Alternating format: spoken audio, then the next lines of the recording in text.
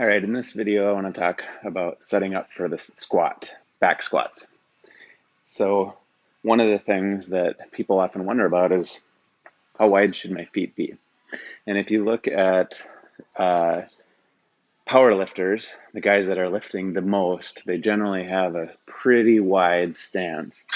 But from my experience with the lack of mobility that most people have in their hips from sitting and from everyday life, getting into a wide stance squat is something that's very difficult to do, especially out of the gates. And also, depending on how wide your hips are, your stance is going to vary based on your own skeletal structure. Your ideal stance is going to vary. Having said that, in vigor training, I will have you do just a neutral stance sometimes, which means kind of your comfortable stance. I might have you do a narrow stance, which is going to be hip width or even a little bit inside hip width, or I might have you do something wide. And the reason that I vary that is as your stance changes, the muscles involved in the movements change as well. The wider that you go, the more that you're going to work your adductors. The more narrow you are, the more you're going to focus a little bit more on your lateral quadricep muscles. But having said that, again, we all have our most comfortable squatting position as well. And so that takes a little bit of trial and error. And even from day to day, based on what you've been doing over the past several days, where you're feeling stiff or achy or something like that on any given day, that's going to change what stance is most comfortable for that training session.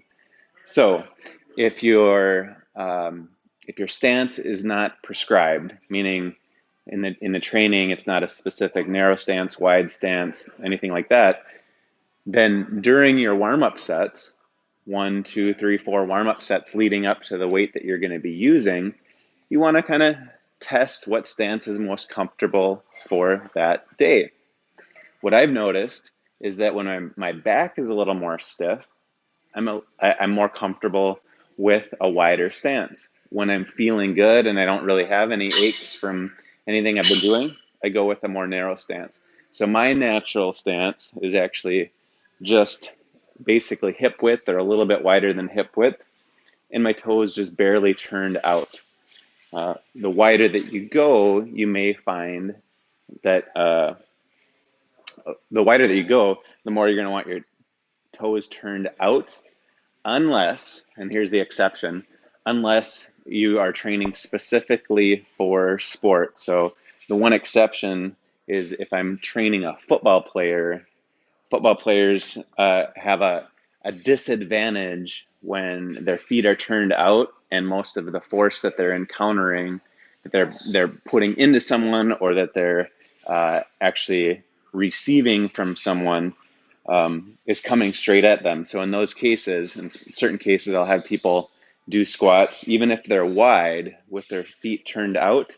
But for the average person who's working on mobility and strength and just overall fitness, the wider that you go, the more you're going to want to turn your toes out.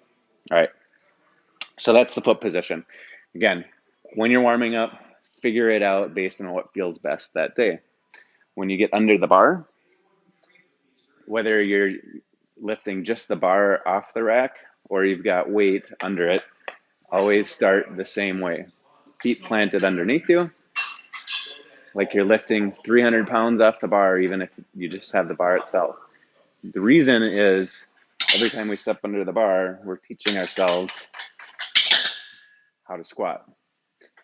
From there, step out. Obviously, I'm doing this backwards just so you can see in the video. Again, my natural comfortable position is just wider than hip width. Chest out, back arched, bar sits low on the traps. And then you're going to sit until, for some of you who are doing this, this is about as far as you're going to get. Before you start adding more weight, I want you to focus on getting lower and lower until eventually your hips are at least even with your knees. Let me stand back up again. One other thing I want to caution against is when your hips are really tight, again, from sitting and everyday life, you'll have a tendency as you descend to let your knees cave in. Don't do that. Imagine that there's actually a wall against the outside of your knees as you're squatting, and you're going to keep pressing against that wall, pushing your knees out, not wider than your feet, but they just stay over your feet throughout the range of motion. Just like this. Chest stays out, back stays arched.